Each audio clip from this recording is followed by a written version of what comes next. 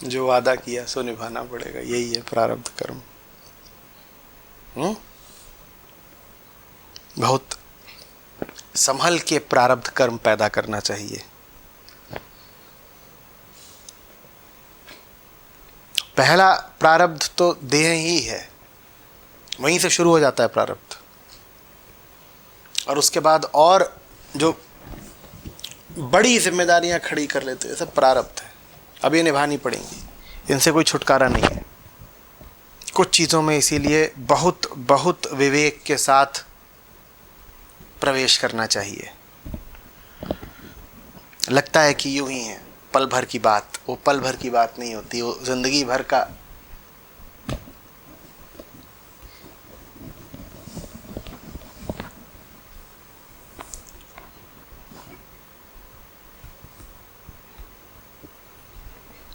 ये माना हमें जहां से जाना पड़ेगा, जो वादा किया वो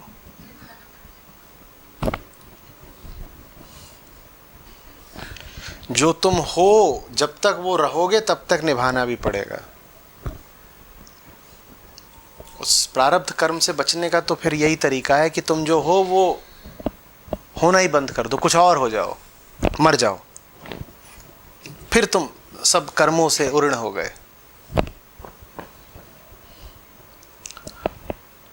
बाप हो तो बाप का फर्ज निभाना पड़ेगा, पत्नी हो तो पत्नी का फर्ज निभाना पड़ेगा, बहुत तकलीफ हो रही हो तो बाप होना या पत्नी होना बंद कर दो, फिर बच गए, फिर तुम मर गए। मरे हुए के ऊपर कोई जिम्मेदारी नहीं होती।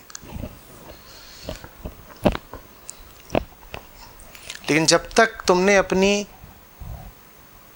भीतरी पहचान वही बना रखी है जो पहले थी, तब तक तुम्हें वो सारे कर्जे भी उतारने पड़ेंगे जो पहले लिए थे।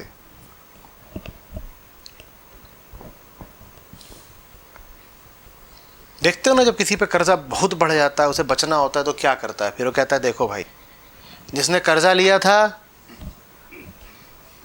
वो व्यापारी आदमी था, होशियार आदमी था, हम अपने आप को दिवालिया घोषित करते हैं। अब हम वो हैं ही नहीं जिसने तुमसे कर्जा लिया था, हम खुक हैं, हम दिवालिया हैं। और जिसने एक बार अपने आप को दिवालिया घोषित कर दिया, अब उससे तुम कर्जा नहीं निकलवा सकते, कानून में भी नहीं निकलवा सकते, क्योंकि वो ये कह रहा है कि मेरे पास जितनी धन संपत्ति है अभी सब ले जाओ, और इससे ज़्यादा मेरे पास कुछ है नहीं, अब मुझे परेशान मत करो, मेरी मृत्यु हुई, अब तुम सारे कर्जों से आज़ाद हो गए।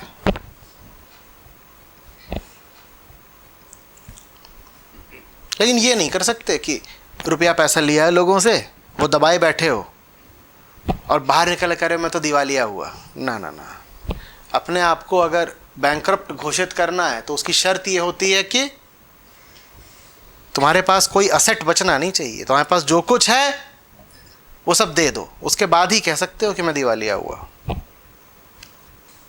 सब दे डालो, सब दे दो और फिर हाथ जोड़ लो, कह लो इतना ही था, सब दे दिया और कुछ है नहीं, ना अभी दे सकते ना आगे देंगे, अब हम चले।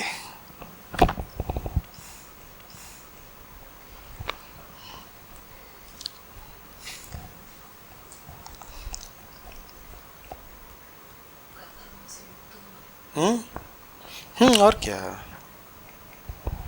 कर्ता भोक्ता साथ साथ चलते हैं, जिसने किया था वही भोगता है। तुम वो रहो ही नहीं जिसने किया था, तुम्हें भोगना भी नहीं पड़ेगा। तुम कह दो हम वो हैं ही नहीं, देश छोड़ के भागना पड़ेगा। अरे वहां इंटरपोल है, पकड़े वहां भी जाओगे। देश छोड़ के भागो, इससे अच्छा खुद को छोड़ के भाग जाओ, कम भागना पड़ेगा।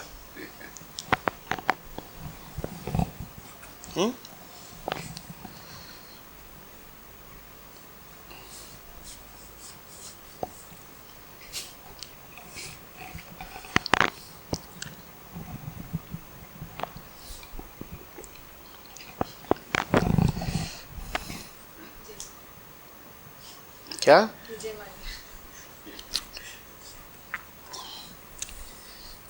ये भाग थोड़ी रहे हैं, ये तो बचा रहे हैं, नहीं तो इतना भागने की ज़रूरत ही नहीं है।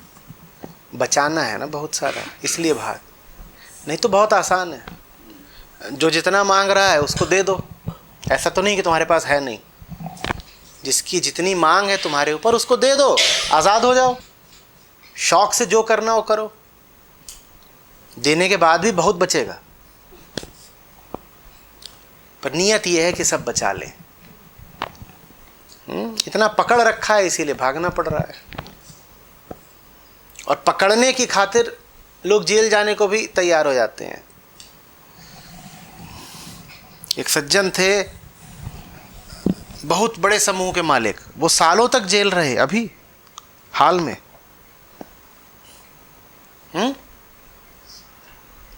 कह रहे हम देंगे नहीं, जेल में रखे रहो, हमको निकालेंगे नहीं, जेब नहीं खाली करेंगे।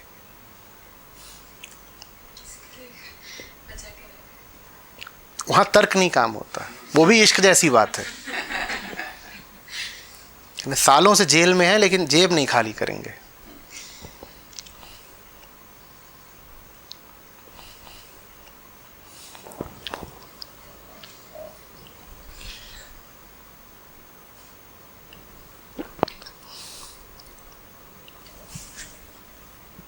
कोर्ट उनसे बार बार कहता है अब तो कर दो। हर 6 महीने में सुप्रीम कोर्ट उनसे कहता है कि बाज आ जाओ, कमज़ोर आदमी हो, बूढ़े आदमी हो, क्यों जेल में घुसे हो। वो जवाब देते हैं नहीं बाबा, हम ठीक हैं यहाँ पर।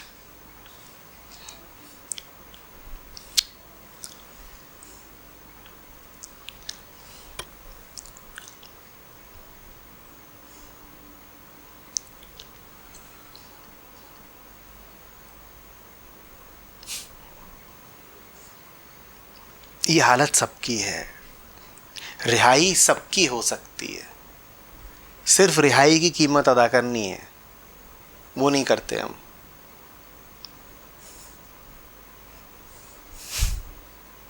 जेल में रहने को तैयार हैं, रिहाई की कीमत नहीं अदा करते।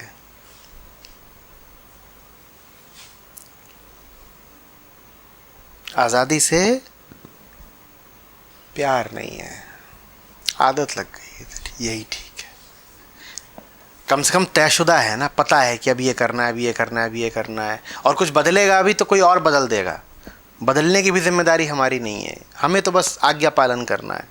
आज्ञा पालन में बड़ा सुख है, आज्ञा पालन में बड़ी निश्चितता है। हमें कुछ नहीं करना, हमें बस पीछे पीछे चलना है। आज़ादी तो खतरनाक होती है, आज़ादी बहुत बड़ी जिम्मेदारी होती है। तुम सुबह उठते हो, तुम्हें कोई बताने वाला नहीं कि आज दिन भर क्या करना है। जब तक तुम कर्मचारी हो तब तक तो तुम्हारा दिन कोई और निर्धारित कर देता है ना। अब आज़ाद हो गए, अब राह कौन दिखाएगा, अब तुम्हारी पूरी चर्या कौन तय करेगा। अब सुबह उठे हो, सोच रहे हो करना क्या है। जब तक डंडा था तब तक तो पता था 9 बजे पहुंचो, अब सुबह उठ के बैठे हैं, करना क्या। ये बड़ी तकलीफ की बात है, हल्की फुल्की तकलीफ नहीं है ये, कि जीवन में कोई उद्देश्य ही नहीं। जब तक गुलाम थे तब तक तो उद्देश्य था, मालिक बिना उद्देश्य के रखता ही नहीं था। रोज डंडा लगा के उद्देश्य बताता था, अब ये कर, अब निरुद्देश्य होगा। निरुद्देश्यता ऐसा लगता है ऐसे मृत्यु। तो हम आज़ादी से बच के ही रहते हैं। तो ठीक है भैया, बहुत आज़ादी अच्छी बात नहीं होती। मेरे ऑफिस के कलीग से जब बातें करता हूँ, कहता हूँ कि इतनी जिल्लत झेल रहे हो, छोड़ क्यों नहीं देते। कहता अगर मैं छोड़ दूंगा तो फिर करूँगा क्या। निश्चित नहीं है ना कुछ। गुलामी में कम से कम ये तो निश्चित है कि 2 सुबह पढ़ेंगे, 2 शाम को पढ़ेंगे। ये निश्चितता भी अच्छी लगती है। कुछ तो तय है, वो आएगा, 2 इधर लगाएगा, 2 इधर लगाएगा, चला जाएगा, ठीक। और कुछ भी ना तय हो तो बड़ा खौफ आता है।